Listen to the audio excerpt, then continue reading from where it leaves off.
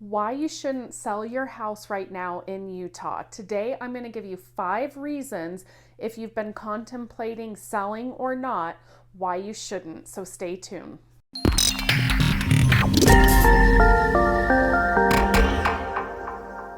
Hi, this is Melissa Ballman, and I am a real estate agent here in the greater Salt Lake City area. So if you're thinking about making a real estate move, I'd love to connect with you. Shoot me a text, send me an email, do what you got to do, but get in touch with me. But first, today I'm going to talk all about why you shouldn't sell your house. Okay, so number 1, and these are in no particular order, being unrealistic about your house and what the market is doing right now. And what I mean by that, how you can check yourself, is if you find yourself saying things like, well, yeah, they sold for this amount, but my house is better because XYZ. I have RV parking, I have a bigger yard, I have a little bit better of a view, I have a walkout basement, whatever you're saying, why your house is better, you may be unrealistic about what's happening. The other thing that I hear a lot is, well, somebody down the street sold their house in April or last summer or last fall, and they sold for this amount of money, and I'm just going to price it a little under that. Well, we really saw the market shift here in Utah in May. So you can't really compare what they did before May to what you're going to sell now, or think you're going to list a little bit less than they did. Number 2, you're not going to work with a buyer's request for things. And what I mean by that is we are seeing more and more buyers asking for sellers to pay some or all of their closing costs, or helping buy down their interest rate to make the home more affordable on the monthly payments, or repair requests, things like that. If you're set and say, nope, I'm going to sell my house for $500,000, and my neighbor got 6 offers in 10 minutes and they didn't have an appraisal, things like that. That's just not this market, and it's not a healthy way to go into listing your home in this current conditions, because you're going to be setting yourself up for disappointment thinking that buyers are not going to ask for something. Number 3, you don't really have to sell your house. We're moving into fall and winter, so we tend to get less of those tire kicker sellers at this time of year. But if you're not really having to sell your house, you may not want to sell it. And there's a few reasons. 1, where are you going to go? Because 2, the interest rates are higher now. And even though the sales prices may be coming down, you may still be priced out of your monthly payment of what you can afford, even with equity. I was blown away about a week ago, talking to a lender and finding out that on a $500,000 mortgage with 10% down, your payment is still, and that's great credit. This changes for everybody, but your payment is still going to be over $2,600 a month on a $500,000 sales price. So even though prices, yes, are coming down, you may have equity in your house. It might not be a good idea for you to sell because you're not going to have somewhere else that you really want to go.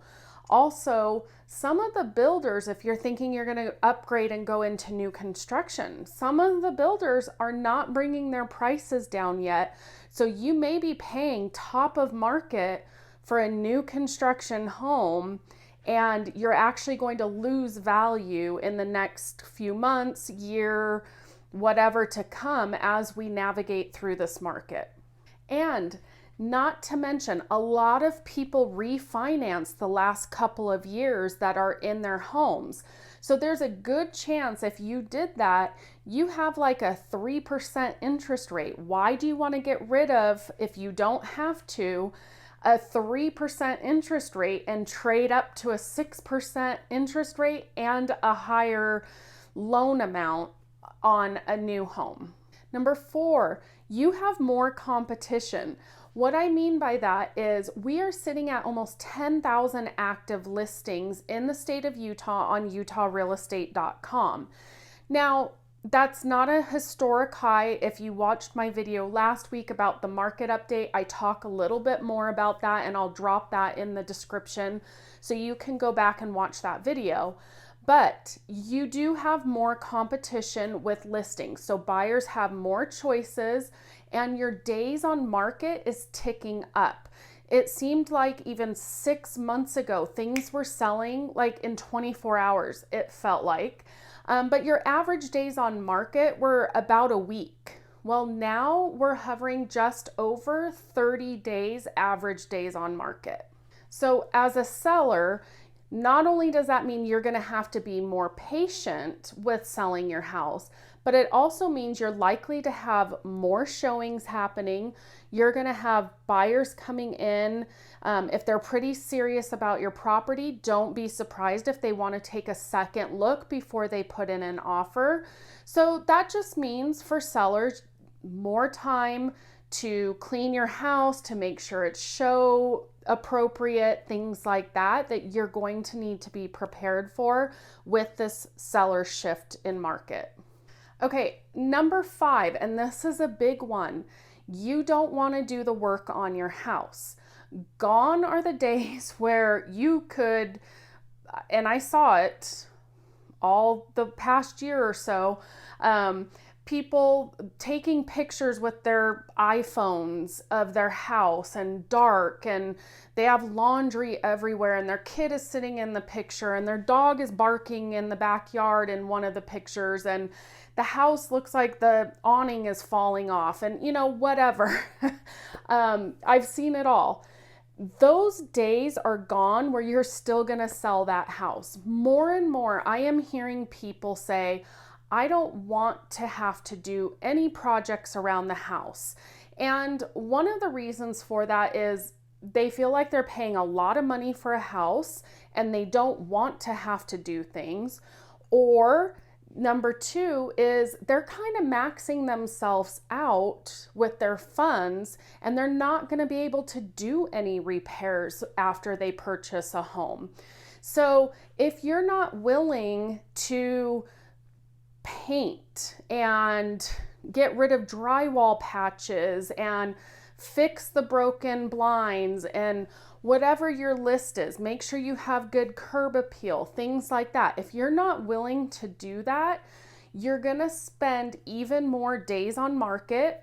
And if you do get an offer, chances are it's gonna be a low ball offer. Now, one thing I will say, and I agree with this strategy, is you will see sellers up front say, I will give X amount of money in a flooring allowance. Maybe their carpet is not in good condition. Maybe they know it needs to be replaced. Maybe they have chips in the floor and it needs to be replaced. Who knows? But sellers don't necessarily want to replace all of the flooring in the house just to turn around and put it on the market. So it's much easier to say to a buyer, yeah, you go ahead and pick what you want. I'll give you an allowance to do that. So I'm not saying you necessarily have to rip out all the flooring in your house and redo that before you list your home. I'm just giving you some examples of things that you need to pay attention to before you go on the market. I hope you enjoyed my video today. If you haven't already, make sure you subscribe to my YouTube channel and click the bell. That way you're alerted each week when I drop a new video. If you're looking at making that real estate move, give me a call today. I'd love to connect with you, but as always, make it a great day.